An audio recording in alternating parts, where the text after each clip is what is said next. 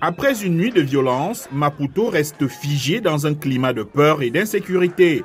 Les principales routes menant à la capitale et à la grande ville voisine de Matola restaient bloquées jusqu'en début de soirée par des barricades et des pneus incendiés.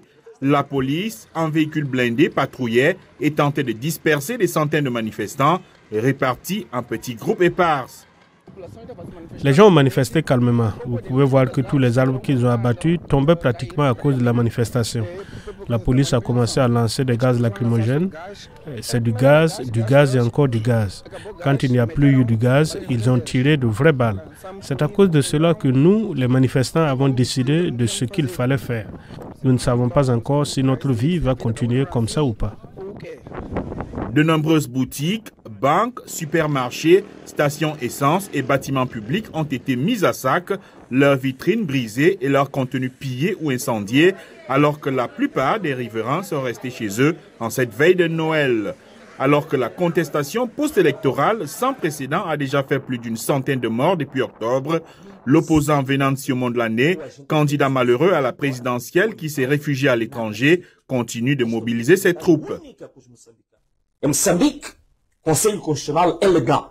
Au Mozambique, le Conseil constitutionnel est légal, mais c'est une légalité de la légalisation de la fraude, de la légalisation de l'humiliation de son propre peuple.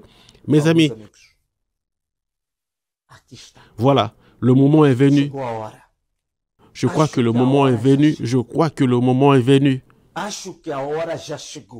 Malgré les irrégularités soulevées par nombre d'observateurs lors du scrutin présidentiel, le Conseil constitutionnel a confirmé lundi l'élection de Daniel Chapo, candidat du Frélimo à la présidence, avec 65,17% des voix. À l'Assemblée nationale, le parti conserve une large majorité de 171 sièges sur 250, avec tout de même 24 sièges de moins qu'annoncé en octobre. Daniel Chapo, qui doit prendre ses fonctions à la mi-janvier, avait choisi un ton conciliant lors de son discours de victoire lundi. Nous allons continuer à parler à tout le monde, y compris avec le premier opposant, a promis l'ancien gouverneur provincial.